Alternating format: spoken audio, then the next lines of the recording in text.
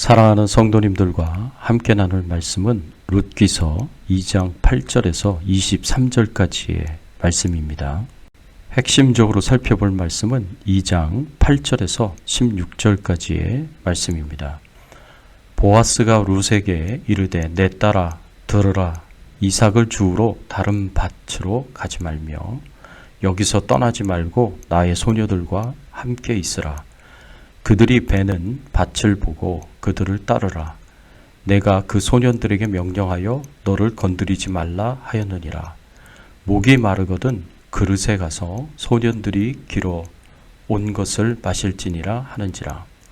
룻이 엎드려 얼굴을 땅에 대고 절하며 그에게 이르되 나는 이방 여인이거늘 당신이 어찌하여 내게 은혜를 베푸시며 나를 돌보시나이까 하니 보아스가 그에게 대답하여 이르되 내 남편이 죽은 후로 네가 시어머니에게 행한 모든 것과 내 부모와 고국을 떠나 전에 알지 못하던 백성에게로 온 일이 내게 분명히 알려졌느니라. 여호와께서 네가 행한 일에 보답하시기를 원하며 이스라엘의 하나님 여호와께서 그의 날개 아래에 보호를 받으러 온 네게 온전한 상 주시기를 원하노라 하는지라. 룻이 이르되 내 주여 내가 당신께 은혜 입기를 원하나이다. 나는 당신의 하녀 중에 하나와도 같지 못하오나 당신이 이 하녀를 위로하시고 마음을 기쁘게 하는 말씀을 하셨나이다 하니라. 식사할 때에 보아스가 룻에게 이르되 이리로 와서 떡을 먹으며 내 떡 조각을 초에 찍으라 하므로 룻이 곡식 베는 자 곁에 앉으니 그가 볶은 곡식을 주매 룻이 배불리 먹고 남았더라. 룻이 이삭을 주우러 일어날 때에 보아스가 자기 소년들에게 명령하여 이르되 그에게 곡식 단 사이에서 줍게 하고 책망하지 말며 또 그를 위하여 곡식 다발에서 조금씩 뽑아버려서 그에게 줍게 하고 꾸짖지 말라 하니라. 오늘 본문의 말씀을 통해서 우리가 생각해 봐야 할 주제는 우리가 룻처럼 섬길 때 어떤 결과가 주어지는가입니다. 사람이라면 누구나 다 가지고 있는 욕심이 있습니다. 그것은 높아지려는 욕심입니다. 다른 사람들보다 높아지고 싶은 욕심이 누구에게나 있습니다. 신분적으로나 위치로나 명예로나 재물로나 남보다 낮은 위치에 있기보다는 높아지고 싶은 욕심이 있습니다. 그런데 우리가 룻기서의 말씀을 통해서 높아져서 지배하고 군림하는 것이 아니라 철저하게 낮아져서 섬기는 것에 대한 중요한 교훈을 얻게 됩니다. 우리가 룻처럼 섬길 때 어떤 결과가 주어지겠습니까? 룻처럼 섬길 때 하나님의 큰 보답이 주어집니다. 룻의 섬김은 헌신적입니다. 룻은 늙은 시어머니 나오미를 버리지 아니하고 끝까지 함께했고 아주 정성껏 공경하고 모셨습니다. 늙은 나오미를 돌보고 섬기기를 위해서 룻은 자신이 모든 것을 다 쏟아 부었습니다. 1장 17절 말씀에 보면 룻이 이렇게 고백을 합니다. 어머니께서 죽으시는 곳에서 나도 죽어 거기서 묻힐 것이라. 만일 내가 죽는 일 외에 어머니를 떠나면 여호와께서 내게 벌을 내리시고 더 내리시기를 원하나이다 라고 고백합니다. 자신이 죽을 때까지 나오미를 떠나지 아니하고 나오미를 돌보고 섬기는 일을 하겠다고 고백합니다.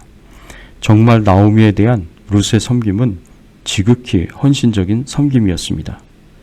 또 룻의 섬김은 무조건적입니다. 룻은 나오미에게 아무것도 바랄 수 없는 가운데서도 섬겼습니다. 아무런 유익을 얻을 수 없는데도 불구하고 정성껏 섬겼습니다. 나오미에게 재물이 있었는가? 권세가 있었습니까? 가진 것이라고는 그냥 늙은 육신밖에 없는 나오미였지만 룻은 정성껏 나오미를 섬겼습니다. 룻은 어떠한 조건을 보고 나오미를 섬긴 것이 아니었습니다. 마땅히 당연히 하여야 할 의무이기도 하지만 무엇보다도 시어머니를 사랑하였기 때문입니다. 또 룻의 섬김은 희생적입니다. 남을 섬긴다는 것은 결코 쉬운 일이 아닙니다. 다른 사람보다 낮은 위치에 서서 사람들을 돕고 돌보고 섬기기 위해서 자신의 많은 것을 희생하지 않고는 불가능한 일입니다. 왜냐하면 시간은 정해져 있고 육신은 하나이기 때문입니다. 우리가 영원한 시간을 가지고 있다면 10년은 자신을 위하여 살고 10년은 다른 사람을 위하여 살 수도 있습니다.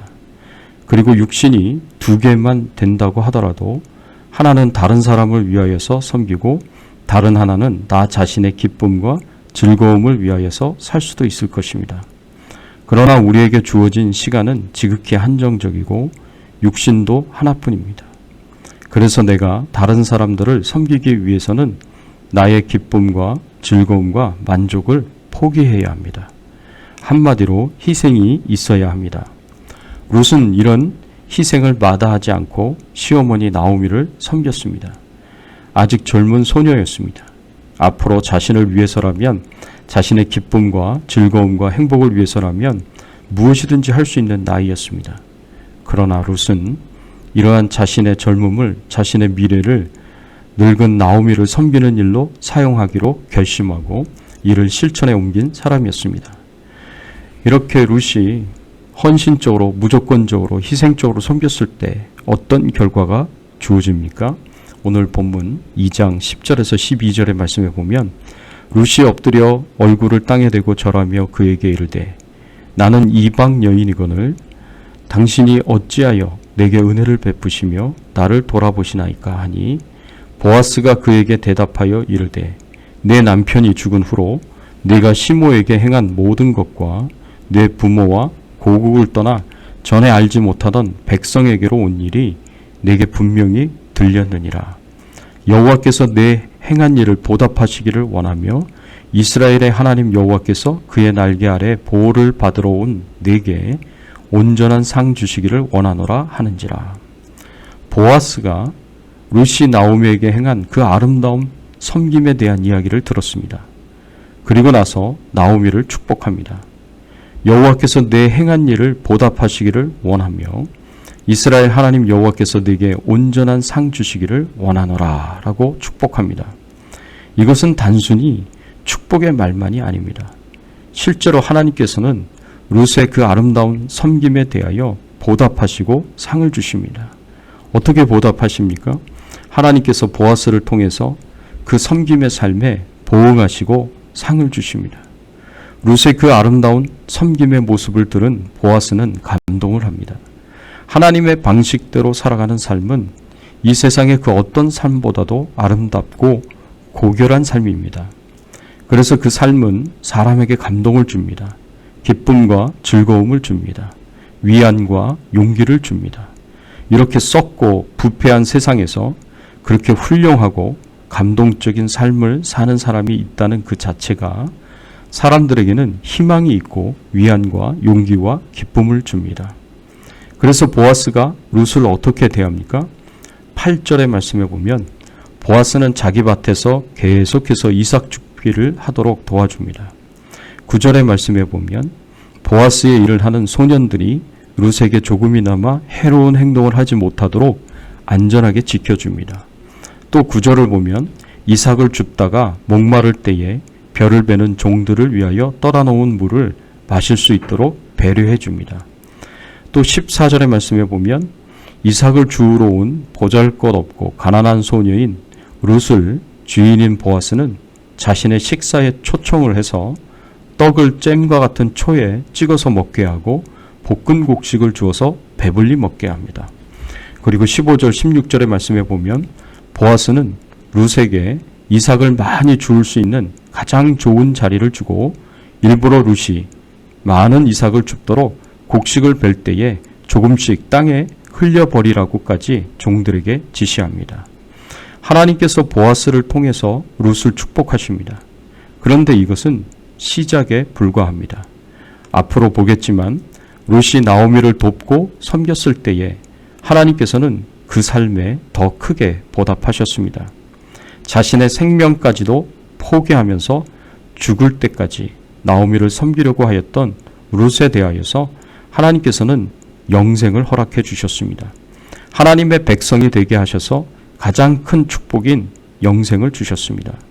새로운 남편을 만나 제가하여 자신의 젊은 시절에 행복을 누릴 수 있는 기회를 포기하고 나오미를 섬기려 하였던 룻에게 하나님께서는 새로운 인생을 예비해 놓으셨습니다. 보아스를 만나게 하셔서 남편이 되게 하십니다.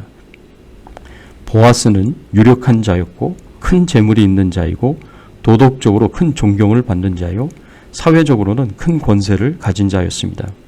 거기다가 경건하고 신앙이 훌륭한 최고의 남편을 만난 것입니다. 아무런 조건과 유익도 기대하지 않고 섬겼던 룻은 보아스를 남편으로 맞이하여 더 큰 축복을 얻게 되었습니다. 하나님께서는 룻의 그 아름다운 섬김에 보아스를 통하여 보답하셨고 상을 주셨습니다. 룻의 경우를 통해서 볼 때에 우리는 낮은 자리에서 돕고 섬기는 삶이 결코 헛된 것이 아니고 무익하고 바보스러운 행동이 아님을 알 수 있습니다. 그리고 우리가 두려워할 것이 아니라 적극적으로 행하여야 할 것임을 알 수 있습니다. 하나님께서는 돕는 자를 도우십니다. 섬기는 자가 섬김을 받게 하십니다. 사랑하는 자가 사랑을 받게 하십니다.